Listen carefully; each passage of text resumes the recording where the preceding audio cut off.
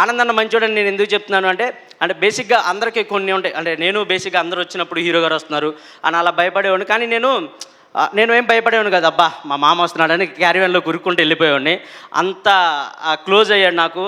And మేము ఒక చోట రాచకొండ ఇక్కడ ఫారెస్ట్ లాంటి ప్లేస్ అది. అక్కడ మేము షూటింగ్ చేస్తున్నాం. చేస్తుంటే అక్కడికి బేసిక్గా కార్లు కానీ క్యారీవన్లు కానీ చాలా కష్టం కొండ మీద. బట్ ఒకటే క్యారీవన్, అది కూడా డ్రెస్ చేంజ్కి అలా ఒకటే క్యారీవన్ పెట్టారు. సో నాకు అనుకోకుండా ఆ రోజు హెల్త్ కొంచెం ప్రాబ్లం అయిపోయింది.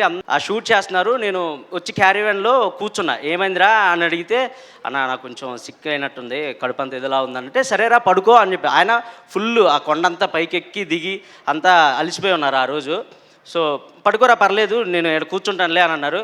లేదులే అన్న అంటే, లేదు పడుకో పర్లేదు, నాకేం నిద్ర రావట్లేదు, నువ్వు పడుకో అని కొద్దిసేపు రెస్ట్ తీసుకొని నన్ను పడుకోమని నా కాళ్ళ దగ్గర పడుకున్నారు. ఎవరబ్బా ఈ రోజులు ఇలాంటి హీరో ఉండేది. నిజంగా లవ్ యూ అన్న, లవ్ యూ సో మచ్.